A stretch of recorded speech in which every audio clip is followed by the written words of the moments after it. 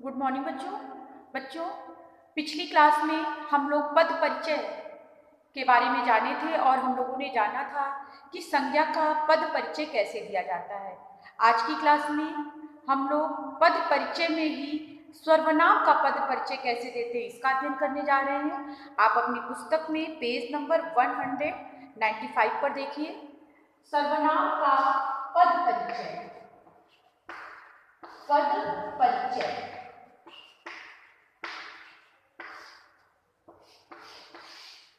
तो जब बात सर्वनाम की आती है बच्चों, तो सबसे पहले हम ये जानेंगे कि ये अगर कोई वाक्य दिया है तो उसमें जो है सर्वनाम में कि ये सर्वनाम का कौन सा भेद है। जैसे मान लीजिए पुरुषवाचक सर्वनाम है, निश्चयवाचक सर्वनाम है, अनिश्चयवाचक सर्वनाम है, संबंधवाचक सर्वनाम है या फिर प्रश्नवाचक सर्वनाम है। उसके साथ कि हम क्या बताएंगे, लिंग बताएंगे कि इसमें पुल्लिंग है या स्त्रीलिंग है। उसके बाद वचन एक वचन है या बहुवचन है। पुरुष बताएंगे कि अगर हम बात सर्वनाम की कर रहे हैं तो ये कौन सा पुरुष है, उत्तम पुरुष है, मध्यम पुरुष है या अन्य पुरुष है। उसके साथ कारक, कर्ता, कर्म, करण, सारे कारक, आठों कारक में से कोई भी कारक हो सकता है, तो सारे कारक के बारे में जानेंगे हम। कर्ता, कर्म, करण, संप्रदान, आपादान, संबंध, अधिकरण और संबोधन कि इसमें कौन सा कारक है। उसके साथ ही संबंध, उसका क्रिया से क्या संबंध है, जो वाक्य है उसमें जो क्रिया है उसका उससे क्या संबंध है। जैसे मान लीजिए आपकी पुस्तक में वाक्य दिया गया है, मैंने देखा, मैंने देखा लोगों ने उसे पकड़ लिया। तो यहाँ पे देखिए मैंने क्या है, पुरुषवाचक सर्वनाम है क्योंकि हम सर्वनाम का पद परिचय दे रहे हैं, पुरुषवाचक सर्वनाम है। फिर उसके साथ ये कौन सा पुरुष है, उत्तम पुरुष है। उसके बाद उसके साथ मैंने क्या है, एक वचन है। लिंग कौन सा है, स्त्रीलिंग या पुल्लिंग दोनों यहाँ हो सकते हैं मैंने में। और यहाँ पे जो कर्ता कारक, देखा क्रिया का करता है, यहाँ पे संबंध क्या है, क्रिया का करता है। देखा जो है क्रिया का करता है। उसी तरीके से उसे मैंने देखा, लोगों ने उसे पकड़ लिया है, उसे क्या है, पुरुषवाचक सर्वनाम है।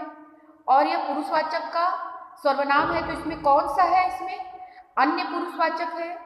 वचन एक है, लिंग पुल्लिंग या स्त्रीलिंग दोनों है, दोनों हो सकते हैं। और कर्म कारक, कर्म कारक पकड़ लिया, पकड़ लिया क्रिया का कर्म है, पकड़ लिया क्रिया है पर यह क्रिया का क्या है, कर्म है। मैंने देखा लोगों ने उसे पकड़ लिया। और अब इसके साथ क्या है, दूसरा मान लीजिए इसे, अगर हमें जैसे दूसरा वाक्य है, यह घड़ी मेरे भाई की है इसलिए मैं इसे किसी को नहीं दे सकता। तो अब आप देखिए इस वाक्य में सिर्फ इसे का पद परिचय पूछा गया है।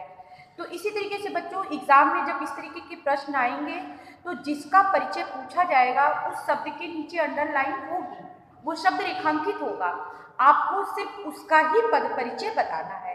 तो जैसे दूसरा वाक्य में सिर्फ इसे का पद परिचय पूछा गया है, तो इसे क्या है बच्चों, निश्चयवाचक सर्वनाम है।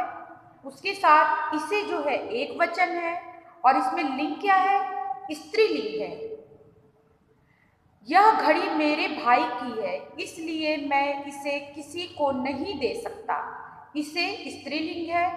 कर्म कारक, दे सकता कर्म कारक यानी क्रिया का कर्म है, इसमें कारक क्या है, कर्म है। और ये कौन सा कर्म है, क्रिया का कर्म है।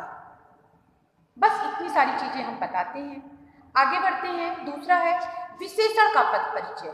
विशेषण, अभी हम ये दूसरा जानते हैं सर्वनाम का, पहला हमने पढ़ा था संज्ञा का, संज्ञा का पहला पढ़े थे हम लोग, ये पहला था, पिछली क्लास में पढ़े थे।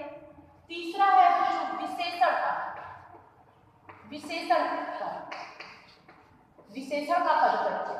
बच्चों जब हम पद परिचय की बात करते हैं तो हमें सब कुछ याद होना चाहिए। जैसे संज्ञा, संज्ञा है तो संज्ञा क्या है, संज्ञा के कितने भेद है।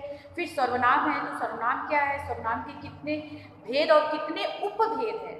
उसके बाद विशेषण क्या है, विशेषण के कितने उपभेद है, सारी चीज़ों, सारी मतलब जितना भी संज्ञा सर्वनाम विशेषण क्रिया जो है क्रिया विशेषण, समुच्चय बोधक, विस्मयादि बोधक, फिर उसके साथ है समुच्चय बोधक, संबंध बोधक, इन सारी चीज़ों को हमें जानना है। जब तक हम जानेंगे नहीं तब तक हम पद परिचय, किसी भी शब्द का पद परिचय आसानी से नहीं दे पाएंगे।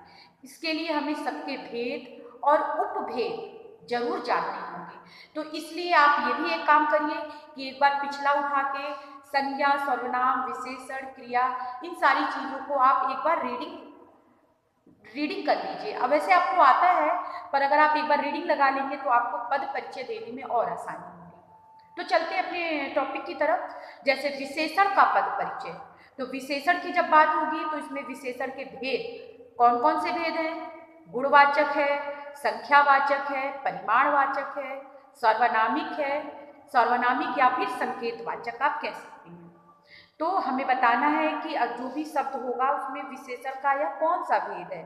उसके बाद लिंग पुल्लिंग है या स्त्रीलिंग है, फिर वचन कौन सा है, एक वचन है या बहुवचन है, अवस्था इसकी कौन सी है। जब विशेषण की बात, विशेषण में अवस्था भी होती है, मूलावस्था, उत्तरावस्था, उत्तमावस्था, इसमें कौन सी अवस्था है। उसके साथ साथ केवल गुणवाचक विशेषणों में ये चीज है, गुणवाचक का है ना, मूलावस्था, उत्तरावस्था और उत्तमावस्था। तो अगर गुणवाचक की बात करेंगे तो उसमें इसकी अवस्था भी बताएंगे कि ये मूलावस्था है कि उत्तरावस्था है कि उत्तमावस्था है। उसके साथ जब विशेषण की बात हम करते हैं तो वहाँ पे विशेष भी आता है। तो विशेष जिस संज्ञा या सर्वनाम की विशेषता बताई जाती है वही विशेष से होता है। चलिए वाक्य के माध्यम से समझते हैं। जैसे मान लीजिए बच्चों, पहला ही है, यह घड़ी मेरे छोटे भाई की है इसलिए मैं इसे किसी को नहीं दे सकता। तो यहाँ पे यह का पूछा गया है, यह आपका क्या है, सर्वनामिक विशेषण है और यह एक वचन है, और यह क्या है, स्त्रीलिंग है, और इसमें विशेष क्या है, घड़ी है, यह घड़ी, यह घड़ी, तो यहाँ पे विशेष घड़ी है। उसी तरीके से छोटे का पूछा गया है यहाँ पे पद परिचय, यह घड़ी मेरे छोटे भाई की है, तो यहाँ पे छोटे का पद परिचय पूछा जा रहा है। तो छोटे बच्चों आपका है गुणवाचक विशेषण, गुणवाचक विशेषण है और यह जो है एक वचन है।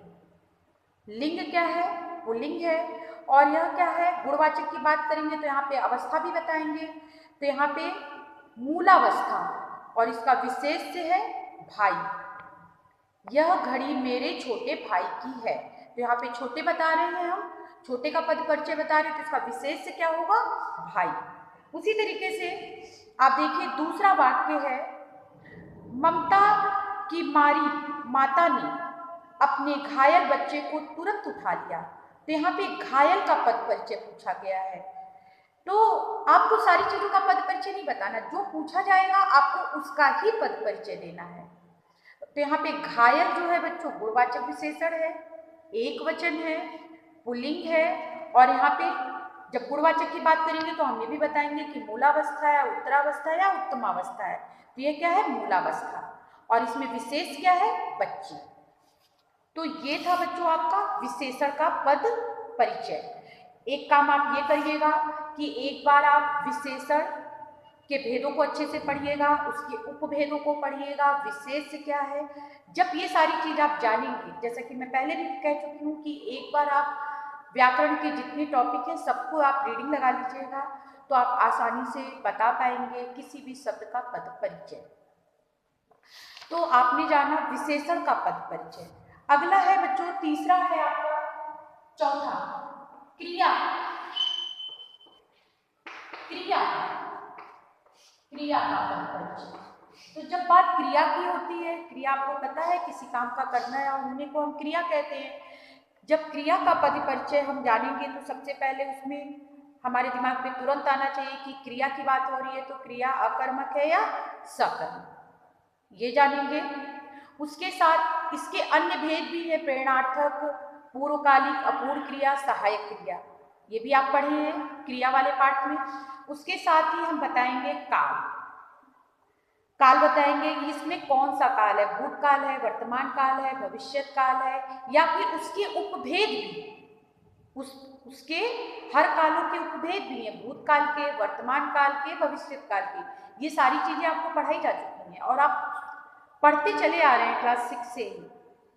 उसके साथ लिंग कौन सा है, पुल्लिंग है या स्त्रीलिंग है, वचन कौन सा है, एक वचन है या बहुवचन है, पुरुष कौन सा है, उत्तम पुरुष है, मध्यम पुरुष है या फिर अन्य पुरुष है, अर्थ में निश्चयार्थ है, संकेतार्थ है, संदेहार्थ है, आज्ञा विधार्थ है या संभावनार्थ है, और संबंध में अन्य शब्दों से संबंध। तो बच्चों आज के लिए इतना ही। एक अगली क्लास में हम फिर मिलेंगे और क्रिया का पद परिचय पर एक बार फिर चर्चा करेंगे। अभी आपको देखिए क्रिया का पद परिचय, क्रिया विशेषण का पद परिचय, संबंध बोधक का पद परिचय, समुच्चय बोधक का पद परिचय और विस्मयादि बोधक का पद परिचय, ये सारी चीज अभी आपको पढ़नी है। तो क्रिया विशेषण का पद परिचय एक बार मैंने रीडिंग कर दिया है। आप एक बार क्रिया वाले पाठ में जाइएगा और पूरा क्रिया पाठ को अच्छे से पढ़िएगा। नेक्स्ट क्लास में हम लोग फिर मिलेंगे और क्रिया का पद परिचय पढ़ेंगे। तो अब तक आपने बच्चों पढ़ लिया है संज्ञा का पद परिचय, सर्वनाम का पद परिचय और विशेषण का पद परिचय। क्रिया का पद परिचय हम लोग अगली कक्षा में पढ़ेंगे। तब तक आप इन तीनों परिचय को अच्छे से पढ़िए, संज्ञा, सर्वनाम और विशेषण को। अगली क्लास में हम लोग फिर मिलेंगे और हम इसी पाठ का क्रिया का पद परिचय जानेंगे। थैंक यू बच्चों।